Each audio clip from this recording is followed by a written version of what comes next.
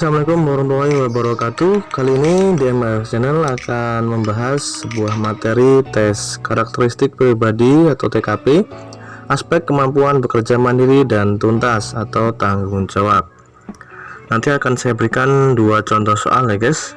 Kita harus tahu dulu apa itu aspek kemampuan bekerja mandiri dan tuntas atau tanggung jawab. Kemampuan bekerja mandiri sampai tuntas merupakan bentuk tanggung jawab. Oleh karena itu, di tes TKP CPNS juga diuji aspek tanggung jawabnya dengan tujuan mengukur tingkat kedewasaan seseorang dalam mempertanggungjawabkan diri apa yang telah dilakukannya. Indikasi hal tersebut adalah mampu menanggung resiko dari tindakan yang telah diperbuat, baik selaku tindakan pribadi atau tindakan yang dilakukan oleh anggota tim yang berada di bawah wewenangnya. Tanggung jawab ini merupakan karakteristik yang harus dimiliki oleh setiap pegawai, terutama pegawai yang bekerja di lingkungan publik, karena setiap tindakannya memiliki dampak bagi orang banyak, misalnya bagi karyawan lainnya, bagi perusahaan atau instansi tempat bekerja, atau bagi orang yang membutuhkan jasa atau pelayanan Anda. Untuk tips yang pertama yaitu berusaha sebaik-baiknya teliti dan hati-hati dalam setiap tindakan. 2. Selalu berpikir positif. 3. Tidak pernah takut gagal. 4. Mempertimbangkan dengan matang tindakan yang akan diambil. 5. Usaha keras, kerja cerdas, dan yakin akan hasil yang baik meski Tuhan yang menentukan. 6. Pahamilah bahwa setiap tindakan pasti dimintai tanggung jawabnya.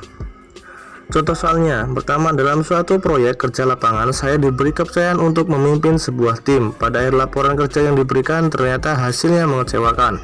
Setelah ditelusuri, salah satu anggota tim telah melakukan kesalahan, maka A. Saya tidak dapat dipersalahkan dengan alasan apapun. B. Ini artinya egois ya guys. Saya turut bertanggung jawab karena bagaimanapun juga saya adalah pemimpin proyek tersebut. C. Seharusnya hal tersebut tidak termasuk dalam tanggung jawab saya. D. Saya akan menelusuri lebih lanjut dan memaksa orang tersebut bertanggung jawab atas semuanya. E. Hal itu mutlak menjadi keliru anak buah yang terbukti bersalah.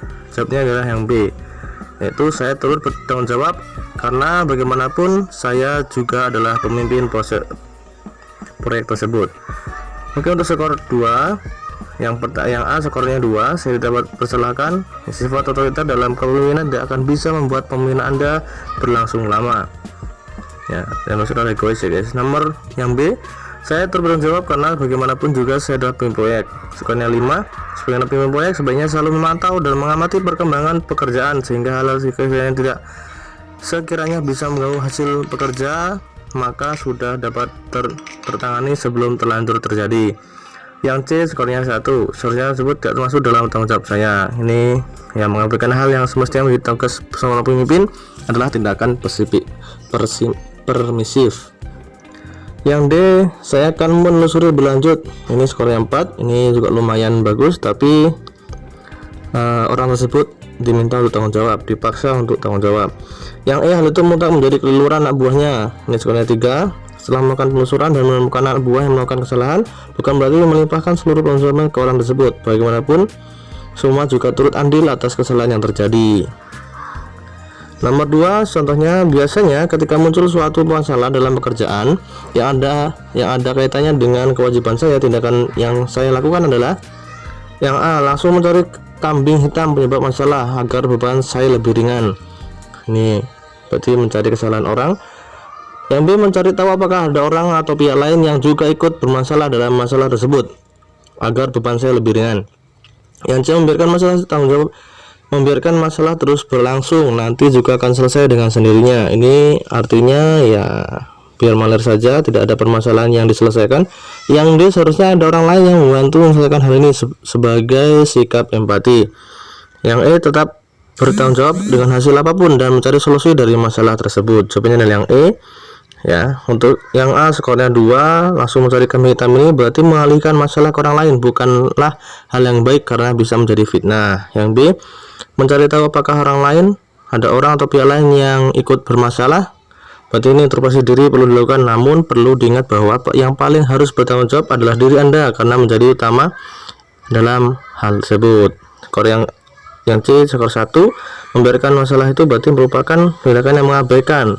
Yang D skor 3, seharusnya ada orang lain yang membantu menyelesaikan. Berarti Anda tidak bisa mengharapkan orang lain selalu berempati dengan Anda. Masing-masing orang pasti memiliki kesibukan sendiri-sendiri, sehingga mesti melihat situasi dan kondisi sebelumnya, karena apabila tidak mengetahui situasi dan kondisi bisa saja menjadi fitnah. Yang E, berarti ini menunjukkan bahwa Anda paham betul aturan mainnya, bertanggung jawab dan mencari solusi atas masalah tersebut. Oke, demikian untuk materi TKP, aspek kemampuan bekerja mandiri dan tuntas atau bertanggung jawab. Ini juga perlu dipahami betul karena ini termasuk dalam soal TKP ya guys. Nanti akan saya lanjutkan tentang aspek kemampuan beradaptasi. Baik, mungkin demikian, semoga bermanfaat, semoga kita semua bisa lulus CPNS tahun ini. Demikian, wassalamualaikum warahmatullahi wabarakatuh.